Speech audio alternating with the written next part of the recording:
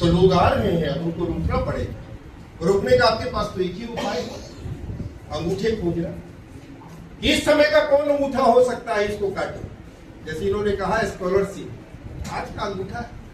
Computer ला दो, आपका अंगूठा। कंप्यूटर केवल कंप्यूटर के रूप में नहीं है, उसको आप ये समझिए कि आइडियोलॉजी की तरह उसका इस्तेमाल किस तरह से किया जाता है। कंप्यूटर का मैं विरोधी नहीं हूं, आधुनिकता का मैं विरोधी नहीं हूं, लेकिन आधुनिकता का संबंध केवल तकनीकी चीजों से नहीं है, विचारों से। आधुनिकता का संबंध विचारों से। तकनीक के नाम पर, भाषा के नाम पर अनिल मीणा को इसलिए आत्महत्या करनी पड़ी है उसमें क्योंकि वो अंग्रेजी के लिए जरूरी था उसे। अंग्रेजी ज्ञान नहीं है, अंग्रेजी भाषा है, लेकिन आपके और हमारे भीतर जो आपकी चेतना में जो जगह बनाई गई है वो ये कि अंग्रेजी ज्ञान है। अंग्रेजी ज्ञान नहीं है, लेकिन हम ज्ञान की तरह उसको पढ़ना चाहते हैं। सोचिए आपकी एक पहली पीढ़ी आ रही है जो अपने भाषा में पल रही है, बढ़ रही है, पहन रही है, खा रही है, हंस रही है, बोल रही है, उसके सामने आप एक ऐसी भाषा लाके खड़ी कर देते हैं जिससे उसका कोई रिश्ता नहीं, ऐसे ही पीछे हो जाए, ऐसे ही पीछे। तो साथियों, मंडल कमीशन के बाद ये बढ़ा और ये बढ़ते बढ़ते 2007 की स्थिति हो गई कि कैंपसेस का वातावरण और जहरीला हो गया, क्योंकि 2006 में और एक अवसर आ गया कि हायर एजुकेशन में जो सरकारी सूची के अनुसार जो पिछड़े माने जाते हैं उनको भी दाखिला में कुछ विशेष अवसर मिले। और ये जहरीलापन मैं नहीं कर रहा हूं, सीबीआई के डायरेक्टर आर.के. राघवन से मेरी बात है। उस समय सुप्रीम कोर्ट के कहने पर एक कमेटी बनी थी और उन्होंने जांच जब की और जांच करके जो रिपोर्ट दी तो उन्होंने कहा कि कैंपसेस का वातावरण पूरी तरह जहरीला हो गया है, जो पूरी दुनिया में कहीं नहीं दिखा। उन्होंने ये बात कही, ये जहरीलापन बढ़ता चला गया। आपने सुना सुप्रीम कोर्ट में यूजीसी ने कहा कि 118% जो कास्ट डिस्क्रिमिनेशन है, जातीय भेदभाव उत्पीड़न है, वो बढ़ गया। आप सोचिए 2009 से लेके पहले आते थे जो यूजीसी की तरफ से वो निर्देश दिए जाते थे, फिर उसके बाद रेगुलेशन आने लगे। 2009 के बाद रेगुलेशन आ रहा और ये 2026 का रेगुलेशन कोई पहला रेगुलेशन नहीं है, 2023 में भी है, 2019 में भी है, 2016 में भी है। रेगुलेशन दर रेगुलेशन आपको मिले। इस पूरे रेगुलेशन में कोई, आप जो भी इसका विरोध कर रहे हैं उनसे पूछिए कि इस रेगुलेशन को पढ़ के आप एक लाइन और एक शब्द बता दीजिए कि हमको इसका विरोध है। इस बात से मैं दावा कर रहा हूं कि कोई भी ये बात नहीं कहेगा रेगुलेशन पढ़कर और कोई एक उंगली रखे कि हाँ मुझे इससे आपत्ति है, क्योंकि इसमें कोई बात कुछ ऐसी है नहीं। केवल एक ही बात, केवल एक ही बात, और वो बात यह है कि हमको कम से कम शिकायत दर्ज करने का एक केंद्र बना दो, एक रजिस्टर बना दो। हम अभी कुछ नहीं करते, हमारी तो भी शिकायत ही नहीं दर्ज होती है।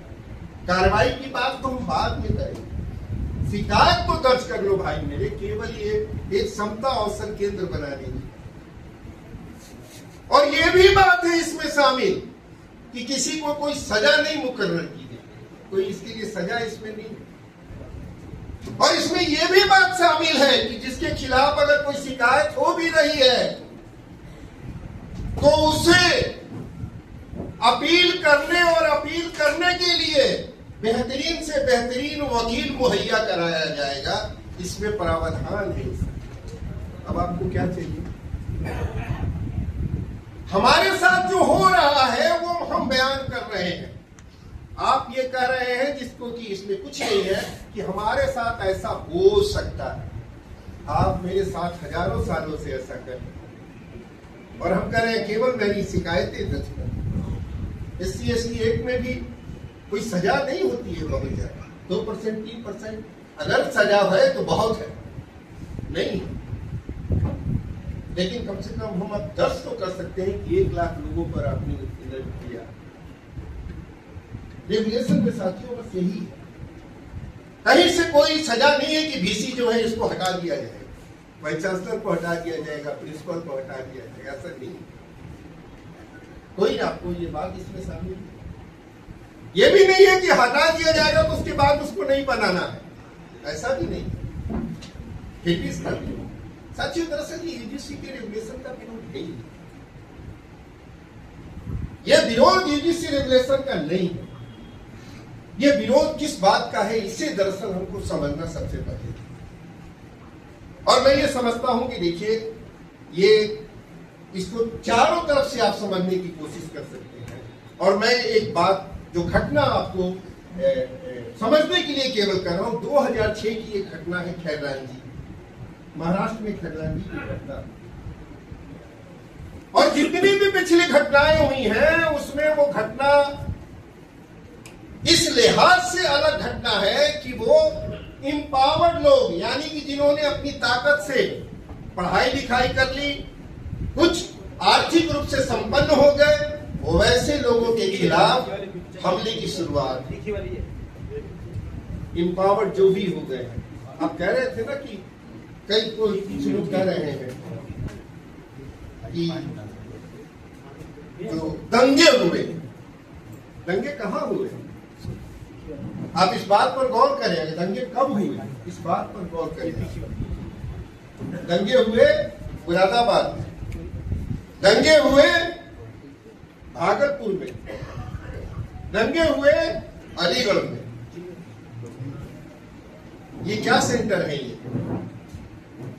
ये किस तरह के, भिवंडी में हुए, किस तरह के सेंटर हैं ये। आप कहेंगे कि अलीगढ़ अपने उद्योगों के लिए विख्यात है, मुरादाबाद अपने उद्योगों के लिए विख्यात है, भागलपुर अपने उद्योगों के लिए विख्यात है। किसने खड़ा किया वो सारा उद्योग, कौन लोग हैं वो, किसने एक ताकत समाज में हासिल की। यही ताकत तो नहीं सुहाता है भाई, यही ताकत तो हमको नहीं चाहिए, क्योंकि हमारे यहाँ लिखा हुआ है कि फला फला लोग संपत्ति इकट्ठी नहीं कर सकते। इसमें स्त्रियां भी हैं और दलित भी हैं, शूद्र भी है, अछूत भी है। उनके यहाँ संपत्ति रखने का अधिकार नहीं है, जिस तरह से पढ़ने का अधिकार है। पढ़ने का अधिकार नहीं है, ये हमारी विचारधारा का हिस्सा है, आइडियोलॉजिकल हिस्सा है। ये कोई केवल वो नियम कानून जैसा नहीं है, वो हमारी सोच का हिस्सा है। इसीलिए आप देखिए कि महिलाओं के लिए स्कूल कब खुले हैं, किसने खोले। आप सोच सकते हैं कि महिलाओं के लिए कब स्कूल,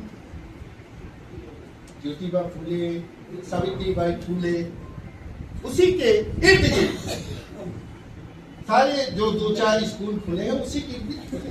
कितनी पुरानी बात है, 100 साल भी पुरानी बात, लगभग 100 साल, 150 साल, मैक्सिमम 200 साल, अभी नहीं 150 साल, 150 साल मैक्सिमम। आप सोचिए, तो आपकी विचारधारा में ही जब ये बात शामिल है कि नहीं पढ़ने देना है, और आप उसके बावजूद पढ़ लिख ले रहे हैं, उसके बावजूद आप डॉक्टर इंजीनियर बन ले रहे हैं, कलेक्टर बन ले रहे हैं, और दूसरी आप समझ सकते हैं कि हम पर क्या बीत रही होगी भाई, हमारी रात की नींद का क्या हो रहा होगा। आप समझ सकते हैं कि हमारा संकट कितना बढ़ा दिया आपने। अब 12 में ये छपता था, मेरे पास वो सारी कतरने हैं। जब लोग जाने लगे स्कूलों में तो बैनर छपता था कि समाज के जो बढ़ई है, लोहार है और दूसरी जो जातियां हैं, ये पढ़ रही हैं, समाज में संतुलन बिगड़ रहा है। पढ़ने से समाज का संतुलन बिगड़ता है।